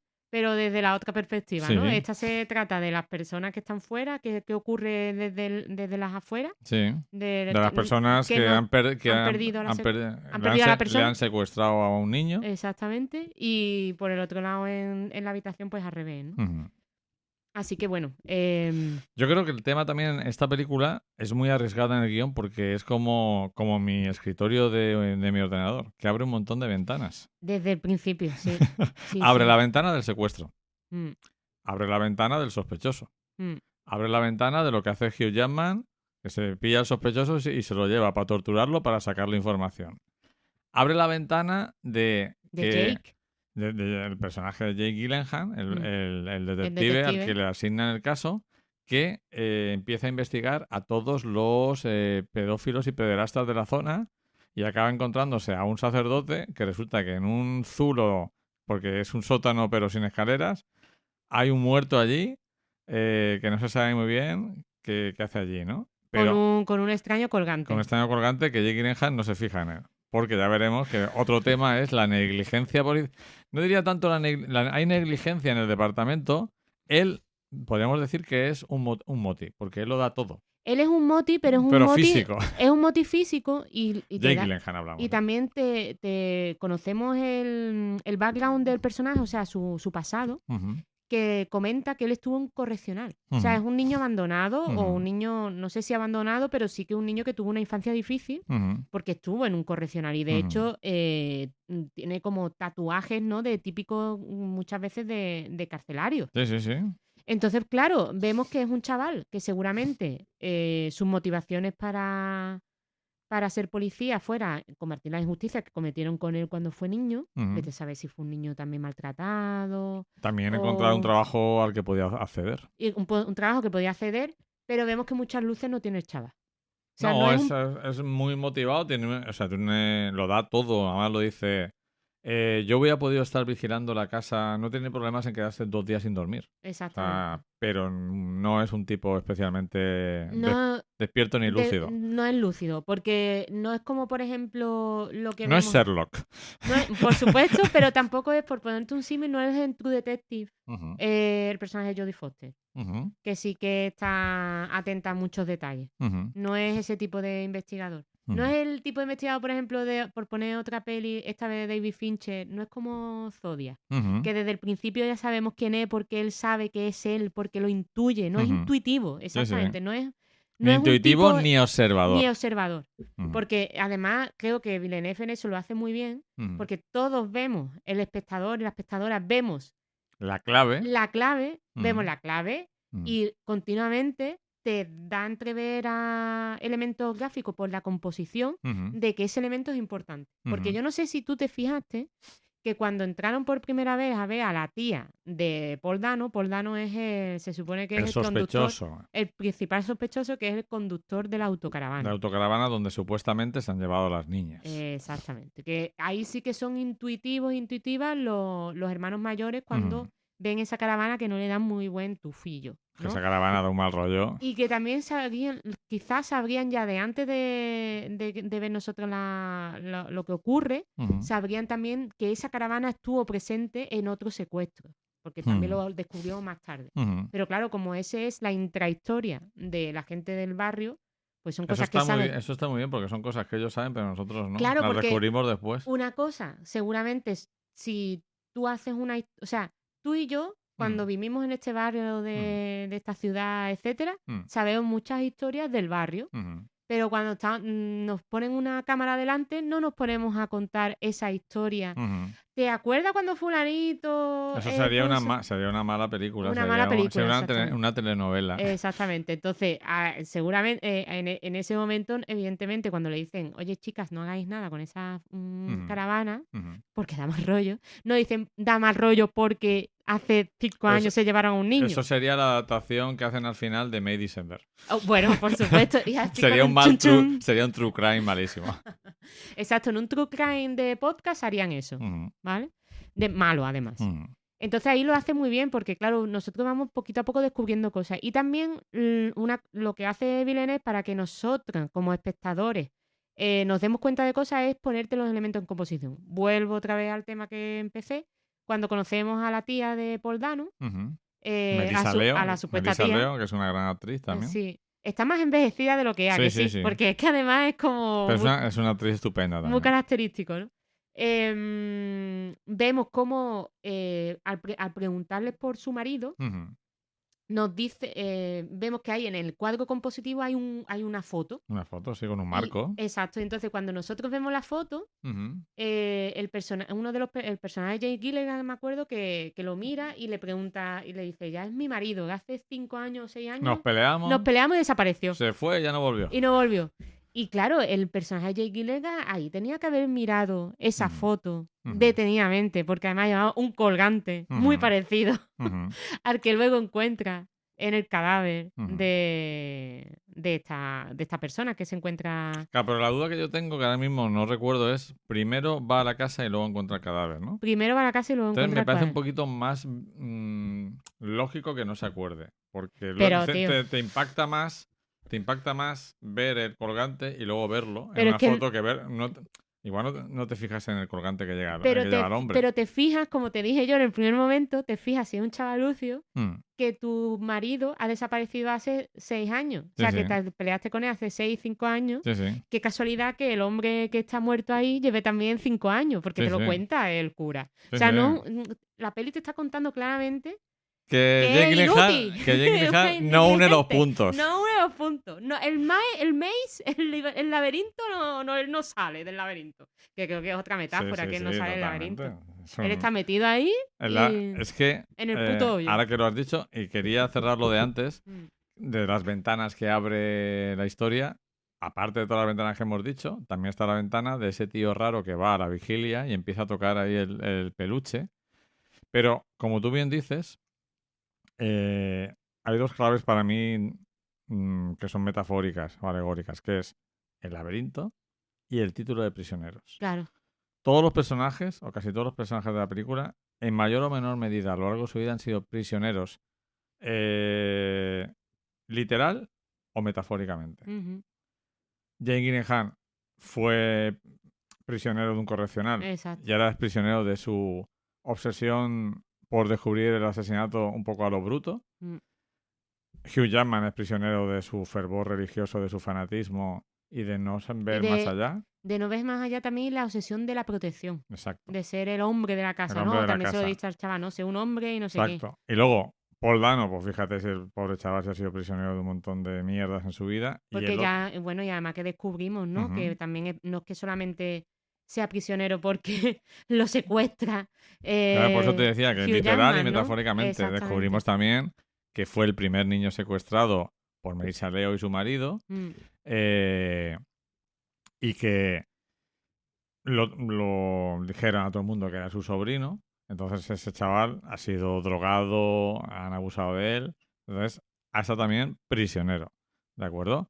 El otro chaval, el rarito que tiene ahí, o sea, que es el que... Ese que se queda cogido con los laberintos. Con los laberintos y con el libro que escribe un antiguo investigador sobre el supuesto secuestrador y los laberintos y las serpientes y demás. Ese también es un prisionero. O sea, es que Melissa Leo, la tía, la supuesta tía de Paul Dano, secuestradora de Paul Dano. La secuestradora, que también es prisionera de su fanatismo, porque igual Exacto. que dicen que no hay peor fanático que el que ve la luz, el ateo que se convierte en creyente o al fervoroso, revés, ¿no? El creyente que se convierte en que ateo. el descreído. En este caso, Melissa Leo y su marido eran súper fanáticos, cuentan que eran súper fanáticos, que en verano, en sus vacaciones, en lugar de irse a Benidorm, se iban en una caravana a repartir folletos, panfletos religiosos. En el Benidorm de Pensilvania. En el Benidorm de Pensilvania. El hijo se le muere de cáncer y entonces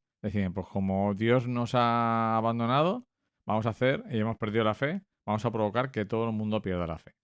¿De acuerdo? Secuestrando niños. Secuestrando niños para que los padres pierdan la fe en Dios, ¿no? O sea, que es como la locura absoluta que está en Long Legs también, esa locura un poco. Y también, ahora mismo, no recuerdo qué película, pero... Bueno, de locura nada, porque ellos son bastante conscientes de la maldad que hacen. Me refiero a locura desde fuera, es decir, ¿cómo puede haber gente así?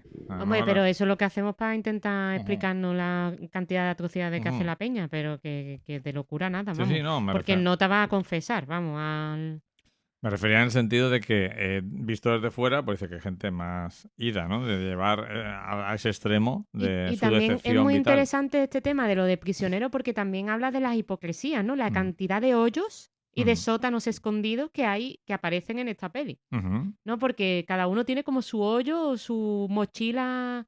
No que carga cuesta, o sea, tiene la mochila que carga cuesta y los hoyos donde ocultan las cosas que no quiere que vea nadie. Una debajo de, ¿no? El hoyo que hay debajo de del coche. Del coche, la Melissa Leo, que tiene ahí un zulo que tapa con una tabla y luego el coche encima. Que es muy buen escondite. Es muy buen escondite. Luego tenemos el sótano escondido, su acceso detrás del frigorífico por el sacerdote y además es pederasta. Muy interesante que sea un sacerdote, ¿no? Porque es como... ¿qué hace el sacerdote que no lleva a ese hombre a la policía o no, ¿sabes? Prefiere ocultar, ¿no? las atrocidades de ese hombre porque él también fue un abusador, porque de hecho recordemos que Jake Gyllenhaal va a verlo porque estaba dentro de la lista de los abusadores sexuales del pueblo. Después de ver 4 o 5. Exactamente. Va a una oficina, a un bar, acuérdate. Sí. O sea, va uno que parece que trabaja en una especie de comida rápida, pero también va a una oficina bastante... que tiene bastante buena pinta. O sea, que es interesante eso también, que los abusadores sexuales, los depravados sexuales, como se solía decir, son personas normales, de esas que pueden ser tu vecino. Y eso también está muy bien hecho en la peli. Y claro, te habla de esos hoyos que ocultamos, que es la hipocresía, ¿no? La fachada y que somos prisioneros de nuestra propia, ¿no? Intrarrealidad esta que queremos de cara del exterior la imagen pública que queremos mostrar, el hombre protector, el cura misericordioso, el buen detective, el policía, el jefe de policía que quiere tener los casos resueltos y al final descubrimos que llevan 30 años siendo unos negligentes con los secuestros de niños y etcétera, etcétera, ¿no? O sea, no vemos... Me gusta que la película haya tratado eso y no haya metido también la baza de la prensa, que aparece de pasada, pero tampoco es una cosa que veamos muy bien, pero estaría... hay como pequeños toques, ¿no? De atención, por ejemplo, la crítica a los true crime, que pueden ser esa prensa alrededor, y sobre todo ese libro que has comentado, Luis, el libro del Maze, ¿no? El hombre invisible. El hombre invisible, el laberinto, no sé qué. Que sí que... escribe un investigador, ¿no? Que de esos todavía hay bastantes, ¿no? El tema este de los misterios en libros y tal, que se quedan sin resolver. Misterios sin casos sin resolver. Y de las personas que se quedan ya también cogidas, ¿no? Con los falsificadores, ¿no? Imitadores de asesinos, ¿no? Si te gusta Cautivos del Fin, te animamos a que cada mes nos hagas una pequeña aportación de 10.000 euros al siguiente número de cuenta. ¿Qué? ¡Que no! ¡Qué broma, chiquille! Solamente te pedimos que si te lo pasas bien con nosotros, nos des un poco de amor escribiendo una reseñita en Apple Podcast de 5 estrellas, dándole a me gusta en iVoox, Spotify o en cualquiera de los agregadores de podcast que permitan valorar el programa. ¡Me gusta el olor del napalm por la mañana! También podrás suscribirte a nuestro canal de YouTube de Imajoven Audiovisual, donde podrás escuchar cualquiera de los otros podcasts que producimos, como Gran Programa Doble en el Cine Rialto o Maracaibo. Por último, recomendarte nuestra newsletter semanal a la que te puedes suscribir en imajoven.com/boletín. Sigue disfrutando de Cautivos del Film. ¿Se puede esperar algo mejor con un título como ese? No. La película trata también el tema de la imagen social, ¿no? Como tú decías. Entonces, ¿qué ocurre?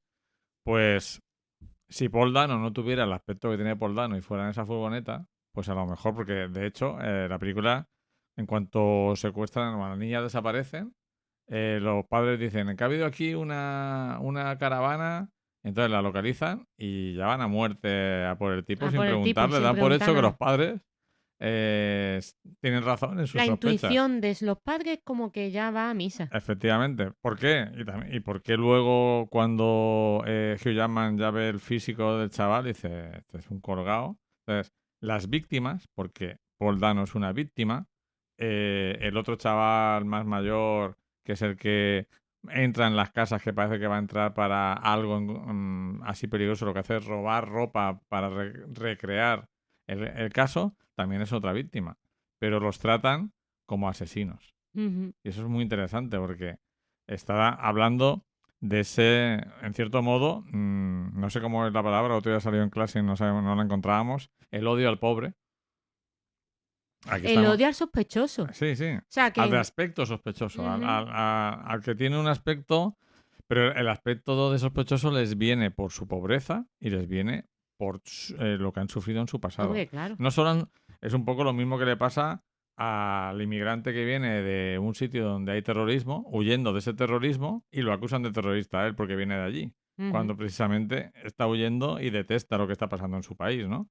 Pues lo mismo pasa aquí, son víctimas absolutas de todo lo que se han pasado, pero el aspecto y quiénes son a consecuencia de lo que han sufrido los convierte en sospechosos. Ujú. Sí, y eso sí, es sí. para mí un tema muy importante de la película. Ujú. Sí, también otros prisioneros, ¿no? De lo terrible que fue su pasado, prisioneros Ujú. de su pasado. Ujú, Se quedaron pillados ya con esa tragedia que le ocurrió. ujú. Sí, sí, por tanto, vamos, por supuesto que es otro de los temas. Sí, sí. Mm. Entonces, yo creo que por eso podemos decir que es la película con más subtexto y más cargas de profundidad de toda la filmografía de Villeneuve. Creo que la que le salió mejor. Ujú, Porque, claro, aquí, si te das cuenta, une el título con el subtexto, también con algunas cosas de las que pasan en la película. A mí me hubiera gustado más que la peli, bueno, que se llamaba Prisioneros. Evidentemente, todos los personajes masculinos son terribles y han sido prisioneros, pero también hay un personaje femenino que ha sido prisionera, ¿no? ujú. Que es la propia secuestradora. Sí, sí, sí. Entonces, pues claro, en inglés evidentemente el título está incluido el género, Sí. pero aquí no. Ujú, En castellano pues se queda, o no tenemos esa palabra, todavía no existen los prisioneros, ujú, sí que confunde un poco. Porque ujú. yo me pensaba cuando veía el título de la película que eran prisioneros, que iba a ser una película de secuestro, pero desde el primer momento secuestro incluso en guerra. Cuando he Ujú, visto este tema del suburbio norteamericano y tal, me ha confundido totalmente. ujú. Entonces, pues bueno, sí que es muy interesante que una subtexto subtexto, trama y título con Ujú. que lo unan, ¿no? Es una película, además, como otras grandes películas del cine estadounidense, como por ejemplo, no tiene nada que ver, pero sí que tiene que ver con Taxi Driver, que es Ujú, ese sentido de personajes alienados. ujú, Tú ves todo el mundo a través de ellos. mm, Sabes que están idos, por ejemplo, Hugh Jackman, pero no ves mucho más, no ves el mundo mucho más allá de sus ojos. mm, Lo ves como lo ven ellos. O sea, mm, vive lo que están viviendo ellos. Te sí. metes en su psicología, Sí, el punto de en su lugar. vista, claro, el punto de vista de esta peli continuamente va cambiando entre el del detective y Ujú, el de Hugh Jackman, ¿no? ujú. Sí que es verdad que en un momento pasamos al punto de vista de Joy, de la hija afroamericana, Sí. y hay una parte de mucha confusión que es cuando, que incluso te dije yo, ¿qué? Ujú. Espérate, aquí hay un giro que la han secuestrado ellos, que es cuando acusa a Hugh Jackman de haber sido quien le ha secuestrado, que no entendimos muy bien, al final no se explica muy bien por qué a Joy hace esa acusación. Yo creo, o sea, porque a ti te ha dado lugar a pensar que está ocurriendo o Un sea, flashback, fast forward, una sí, cosa extraña. claro, que estábamos viendo cuando Hugh Jackman va un poco a encararse Con Paul Dano. sí, con Paul Dano y luego con la tía, Ujú, que va supuestamente a ayudarle a hacer reparaciones, mm. que ahí es cuando se ha dado cuenta, te hace pensar que a lo mejor eso ocurrió antes de la liberación de la niña Exactamente. negra, de Joy. Yo creo que lo que ocurre, o sea, no sé si es un recurso para Para para confundirte, ¿no? confundirte durante un momento que te haga pensar que el propio Hugh Jackman es un esquizofrénico que la secuestra él mismo y tiene como varias personalidades. Pero también es el tema de la niña está confundida. Hombre, claro, después es que vemos continuamente que había una botella del Claro, líquido ese extraño que le metían narcóticos, LSD y no sé qué las más. niñas están, sí, LSD y ketamina, dicen. Sí, Entonces están sí. absolutamente drogadas y claro, pues es lo que recuerda a un hombre y una mujer. Entonces Claro. estabas allí. Pero sí que es confuso. Es Sí que es confuso. verdad que dices, esto es la parte así que menos sentido tiene, ¿no? Y Dentro de la también el historia. tema este de hacer la relación continua del objeto, ¿no? El vínculo del objeto. Las niñas desaparecen porque se supone que van a recoger solas un silbato rojo que hay en casa de Ana, de casa de la pareja blanca. Sí, sí. Y claro, hace ese juego también de que cuando encuentran a Ana le ponen un silbato rojo y ella, ¿no? El tema este también de no crear a los niños, ¿no? Que te diga, no, ella dijo que sí que llegó a coger silbato, pero no lo tenía. Que dice la madre, ¿no?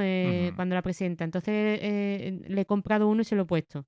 Que es un poco como, venga ya, hombre, si ya sabemos que el silbato lo tiene Hugh Jackman en el hoyo, ¿sabes? Es como que ahí hay cosas de la película, evidentemente, que seguramente si fuera una peli postmodernista, en el sentido de vamos a meternos con los true crime, pues sí quedaría bien. Pero aquí creo que no ha quedado también... Hombre, incluso rizando el rizo, puedes llegar a pensar que cuando... Bueno, la verdad es que es Hugh Jackman, entonces entiendo que Hugh Jackman, al ser el padre, no tenga muy claro qué ropa de la niña hay en casa. Hombre, bueno, no... es que eso para empezar, vamos a ver, es que Hugh Jackman, tío, vamos a ver. Tu mujer, se supone que si soy una familia tan tradicionalista como sois vosotros, es tu mujer la que se acuerda de la ropa de... Claro, pero lo que pasa es que la mujer no quería ir a ningún lado. No, la quería no, que la tenían drogada y encerrada, también prisionera de su propio marido. Vamos a ver. Pero que te quiero decir que... Es que la familia afroamericana es muchísimo más comprensiva entre ellos y mucho mejor, mucho más igualitaria. Claro, que yo creo que está puesto a propósito, ¿no? Sí, sí. Pero que el chaval que entra en la casa de Hugh Jackman y de María Bello y roba el calcetín, pues si ese calcetín ellos lo reconocen como de su hija, deberían saber que no era el calcetín que llevaba ese día, ¿no? Claro, tío. O sea, a lo mejor entiendo que Hugh Jackman no lo sepa. Porque es que yo entiendo que por eso te digo que... que... la viste María Bello, la que la viste María Bello. Exactamente, yo entiendo que Hugh Jackman no lo sepa, ¿no? Lo entiendo. Por eso, hay una cosa también en la película, dice, no, ¿por qué no viene su mujer? Y dice, no, mi mujer está drogada en casa, digo yo. Está fatal. Y Hugh Jackman, macho, o sea, es como que no hay discusión al personaje de Hugh Jackman. O sea, la mujer está de lado totalmente y en ningún momento participa en la investigación de su hija. Está drogada, incluso el hijo la droga, ¿no? Sí, el hijo no le dice, no, que dicen que en las noticias que han encontrado, bueno, me ha dicho Lisa, su amiga, que han encontrado la ropa y que suponen que están muertas las niñas. No hagas que tu madre se entere de nada de esto, no sé qué, con su violencia habitual además, ¿no? Entonces, pues claro, ahí el hijo se encara por primera vez. Sí, claro, sí, se encara, pero aún así es como... Se encara de una forma violenta también. Sí. O sea, al final el hijo está bebiendo de la misma mierda del padre. Y además la vemos como una mierda que no es como excesivamente, no te digo excesivamente violenta, pero como que está excesivamente naturalizada. O sea, que la estamos naturalizando, que estamos viendo que eso es normal, que eso es como... la forma en la que tendría que actuar de normal el personaje de Hugh Jackman, porque de hecho, seguramente que mucha gente empatizaría con él. Sí, no, claro. Además, ten en cuenta que esta película es de 2013 y está en un punto medio, se está acercando en algunas cosas a esa posmodernidad, pero en otras cosas clásicas. Sí. Entonces tiene... es que, ya te digo... El guión está continuamente luchando entre una cosa y otra, que es muy... Eso es muy guay cuando vas viendo películas de diferentes épocas, que vas viendo ahí, pues en el 67, graduado, además hubo un gran cambio, ¿no? En el cine. Pero en los años previos vas notando esa lucha en los propios guiones de ¿soy moderno o soy clásico? Aquí le pasa en esos grandes planos generales que vemos de vez en cuando en la peli, ¿no? Porque esa que me comentaste tú de la lancha llegando a la atravesando el puente y la presa. A ver, que eso nos viene a colación un poco a decir que la película fue nominada al Oscar a la fotografía del gran Roger Deakins, que entre él y el chivo, ¿cómo se llama? Lubezki, se han estado repartiendo los Oscars de aquella época. Totalmente. Además, me interesa mucho esa fotografía y de la nitidez que tiene la peli, porque te recuerda mucho a esos cuadros expresionistas, ¿no? Donde el detalle era como súper puntillista, ¿no? Sí. O sea, en ningún momento vemos un desenfoque, No. O sea, es una cámara hiper mega nítida. Sí, la película no intenta ser postmodernista visualmente y desenfocar o mostrar que eso sí que lo hace Long Legs. O sea, hace desenfoque, Sí, pero son los desenfoques estos que hace Villeneuve, que ya ahí empieza a verse los abstractos, sí. ¿no? De la lluvia Sí, con las luces. pero no quiere ser una película de serie con aspecto de serie B. Que va. A eso me refiero. Es una película de aspecto clásico. Ese año le ganó Emmanuel Lubezki por Gravity. Es lo que decíamos, ¿no? Que El repartillo. se lo estuvieron repartiendo. ¿Cómo se llama ese cuando se hace el turnismo, no? Cuando son dos partidos políticos que se cambian el poder.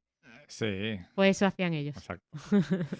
Pues, y yo creo que esas son una de las claves de la película, están ahí, en el título y en ese anunciarte un poco en qué se estaba convirtiendo Estados Unidos. Sí. En ese momento de 2013, que se muestra muy, muy bien en la película y que creo que, si quieres, podemos hablar de algunos peros, que es la excesiva duración que todos dijeron. Creo que a mitad de película, la película se atasca un poco. Sí, y después coge mucha carrerilla. En cuanto ya descubrimos Sí, un porque poquito aparte el pastel, no, una cosa que me gusta es que no alarga la resolución. No. A mí, o sea, a mitad de la película como que hay un excesivo uso de la violencia hacia el personaje de Paul Dano. Uh-huh. Y no llegamos tanto a empatizar con él. Uh-huh. Porque no entendemos muy bien.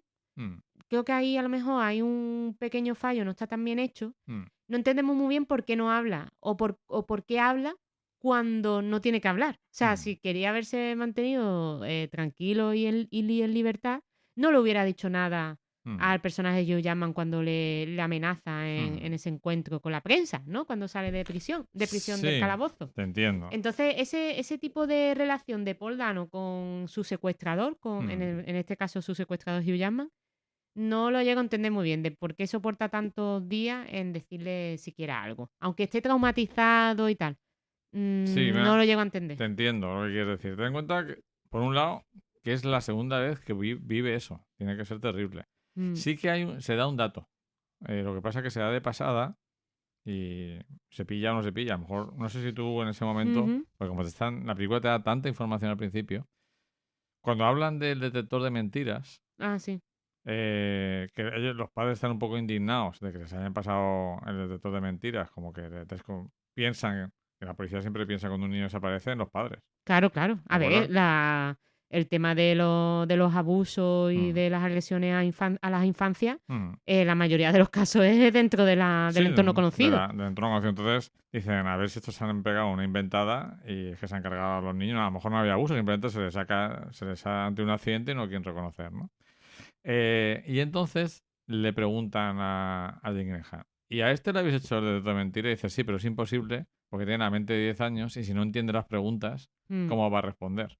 Claro. Claro, en el detector de mentiras es hacerte preguntas que sabes que es la respuesta, es decir, ¿dónde naciste? ¿O cuántos años tienes?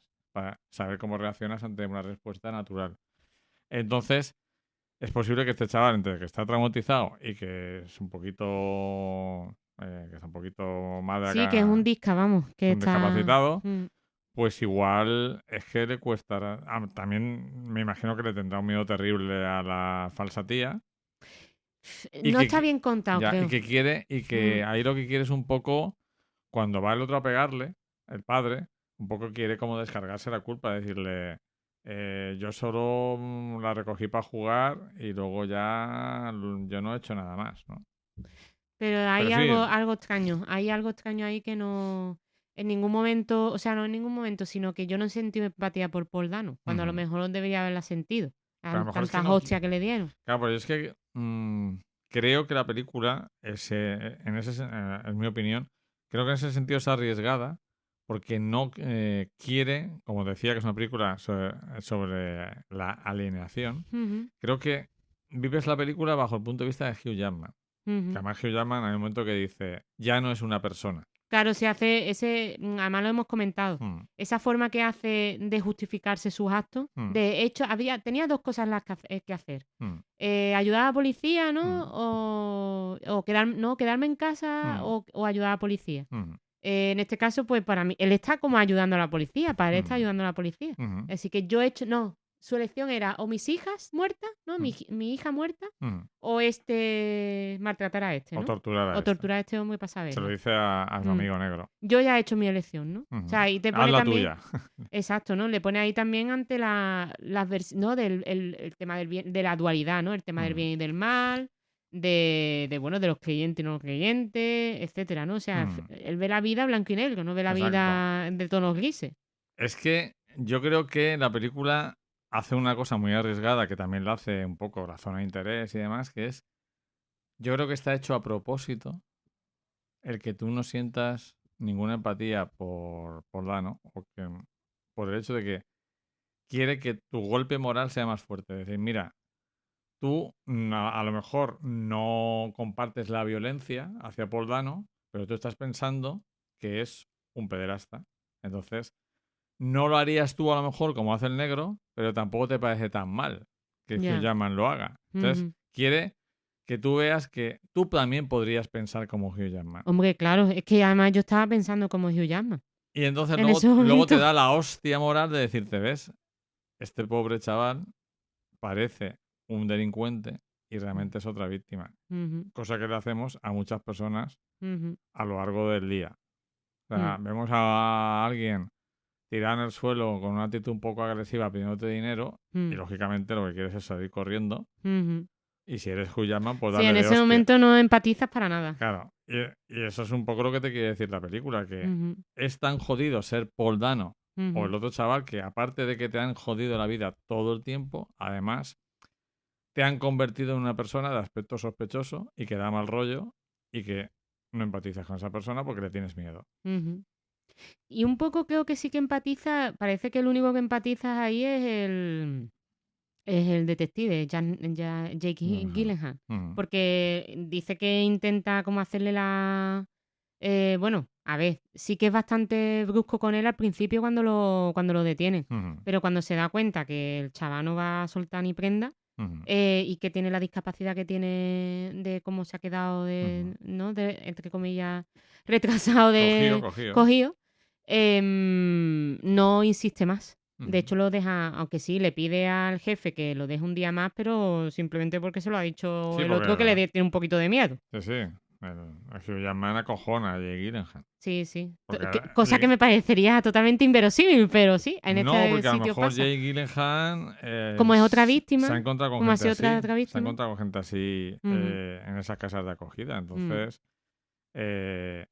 aparte de, claro, la diferencia es que si en ese momento Jake Gyllenhaal le devuelve la violencia verbal, en este caso, de Hugh Jackman, el que va a salir mal parado en la imagen pública es Jake Gyllenhaal, porque todo el mundo va a entender que el padre se ponga violento con una niña desaparecida, pero él tiene que mantenerse profesional. Entonces esa mezcla de mantenerse profesional y de tenerle un poco de miedo. Cosa que le ocurre que me imagino que por la cagada hacia Paul Dano de no indagar más sobre él, la caga con el otro sospechoso, que ya después conocimos que fue también una víctima, ¿no? Sí. El chico este que creo que se llamaba Taylor Sí. o algo así, que bueno, en una de las que no estaba dibujando el pobre chaval, entra Paul Dano, Jake Gyllenhaal en plan, ¿pero qué estás dibujando? No sé qué, y con la mala suerte de que entra con la pistola y se la roba el Taylor. Y claro, el Taylor, pues, cuando se la roba, como tampoco está muy bien, tampoco se quedó muy bien, pues se suicida. Ya no quiere Exactamente. Quiere descansar. Exacto. Entonces, pues claro, la película, si el peliculón que hizo David Fincher sobre los asesinatos del tarot, del Zodíaco, perdón, del tarot, yo he dicho del Zodíaco, es también una cuestión burocrática, lo difícil que es todo este tema, ¿no? de investigación entre estados, etcétera. Esta puede ser de la negligencia de la policía en este caso, porque primero, no hay como un tufillo a los 20, 30 años que ha habido desapariciones de niños, ¿no? Es algo que se escucha en la ciudad, pero como que la policía no lo tiene en cuenta. Es que eso se ve en varias películas estadounidenses, que es que si los niños son pobres, pasa un 3 kilos. No hay tanta presión. O sea... Y yo creo que además toman más consideración a que haya desaparecido una niña blanca que haya desaparecido una niña negra. Porque además tienen como más... O sea, la presencia que tiene Hugh Jackman, que pues, evidentemente es el punto de vista de él, en la película es mucho mayor, ¿no? Que, o sea, le permite mucho más que él esté cabreado que a que esté cabreada por la familia de Viola Davis, ¿no? O sea, eso también se ve, ¿no? Porque, claro, me imagino que ellos también sabrán que una familia negra, si se cabrea de esa forma, tiene mucha más papeleta de que hagan prejuicios sobre ellos, ¿no? Sí. Así que, bueno, no sé si esta película habla de todo eso, pero por lo menos la impresión que me ha dado. No, ya te digo, que en ese barrio que los amigos que tienen sean una pareja negra es un recurso de guión para introducir esa diferencia, ¿no? Yo creo que están súper bien elegidos todos los actores, pero Paul Dano es perfecto. La tía y este actor David Dastmalchian, que es el chaval que está recreando el caso y que al final se suicida. Lo hemos visto recientemente en el último Late Night como protagonista y también salía en El Caballero Oscuro. En muchas otras películas es así inquietante. Sí, de cara inquietante. Da un poco de mal rollo, pero creo que están todos muy bien elegidos. Creo que lo hacen, incluso Viola Davis, que tiene un papel pequeño, pero en todas sus escenas está perfecto. Estábamos un poco incidiendo, que no sé si es que has terminado de comentar, ese bajón de ritmo o de interés a mitad de película. A mitad de película, sí. Sí, sobre todo coincide con el momento en el que tomamos más el papel que seguimos más a Hugh Jackman en su afán por descubrir, de sacar la información a Paul Dano, ¿no? Y creo que, claro, también se vuelve más lento ahí porque vemos que no va a conseguir nada de ahí o va a ser muy difícil conseguir algo de él. Y ahí es donde sufre el bajón, creo, la peli. Claro. Yo creo que luego remonta en cuanto descubrimos al otro sospechoso que al final resulta ser una víctima, ¿no? El, entre comillas, falsante del actor que acabas de decir. Claro, no David Dastmalchian, pero si te fijas, las dos primeras, cuando aparece Paul Dano y David Dastmalchian, yo creo que cualquier espectador medio dice, ese tío es chungo. Ya. Ese tío chungo, porque además el David Dastmalchian empieza a acariciar un peluche. Un peluche, sí, es la cara esta ya de persona que se le ha ido la cabeza, o sea, que se ha ido la cabeza, ¿no? De el imaginario que tenemos de persona que no está muy bien, de traumitas. Y en eso, pues yo creo que es una película, no es tan moderna como si fuera 2024, pero es más moderna que El Silencio de los Corderos, donde no hay ninguna reflexión sobre por qué el malo del Silencio de los Corderos, que además es trans. Sí, o sea, es que lo del Silencio de Cordero es como... Es la única pega para mí que tiene El Silencio de los Corderos, que me parece una película superior como película a Prisioneros, porque El Silencio de los Corderos es que es modélica. O sea, la volví a ver hace un mes y es una peli que funciona increíble, que tiene una trama moderna para la época, por la manera en que está contada, pero sí que es verdad que no... En el año 90 no le podías pedir a una historia que empatizara o que se preocupara por el asesino. El asesino es un colgado, que sí que es cierto que sí que le da vida a Anthony Hopkins. Anthony Hopkins sí que tiene chicha y te puede interesarte, puede atraerte el personaje de Hannibal Lecter. Pero claro, es de una película del año 90, 91. Sí, que los prejuicios, o sea, que le pusieron como que el malo era el asesino, ¿no? El secuestrado asesino.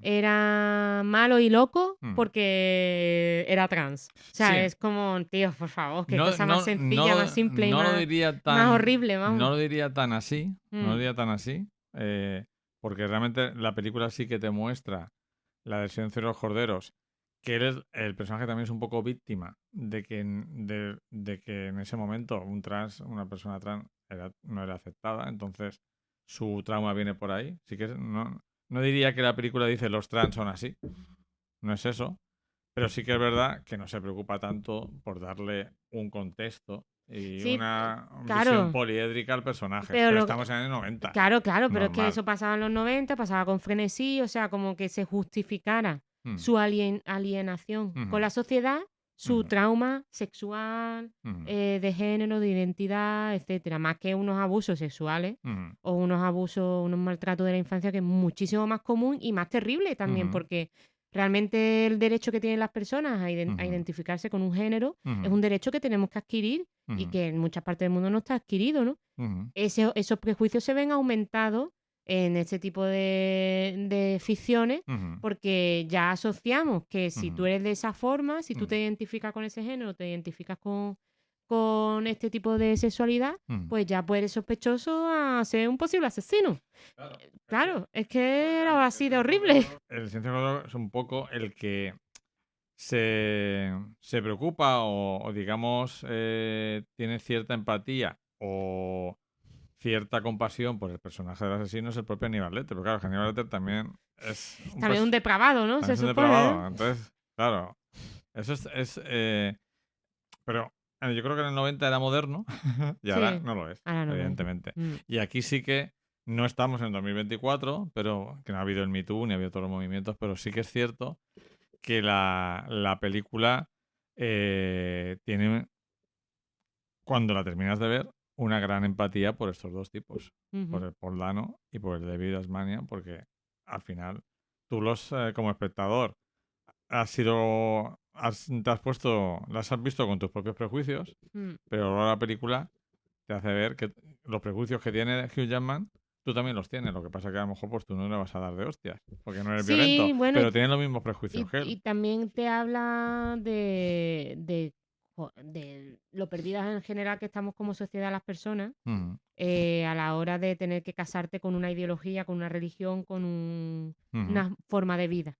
Que en cuanto esa forma de vida se sale del tiesto, se sale de tus planes, como puede ser una enfermedad de cáncer, a una pareja súper creyente o que te secuestren a tus hijas, esas respuestas no las vas a tener. O sea, esa ayuda no la vas a tener del Dios misericordioso, sino que vas a tener que hacerlo tú por tu cuenta y arreglártelas tú por tu cuenta, que ahí están más solos que la una. Sí, está claro. Entonces, por todas esas razones, creo que es una película que quizá vamos a ponernos en algo de ciencia ficción. Si la hubiera hecho Fincher, sería más divertida, pero a lo mejor tendría un poco menos de chicha.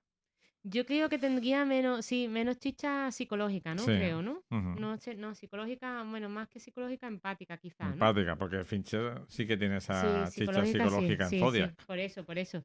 Que creo que es más de empatía y más de atmósfera también. Creo que Villeneuve hace aquí muy bien el tema de la atmósfera, de que traslada totalmente a ese pueblo. Y a la atmósfera de fanatismo religioso llevado al extremo. Más que fanatismo religioso, no lo veo tan fanatismo, sino normalidad religiosa. Sí.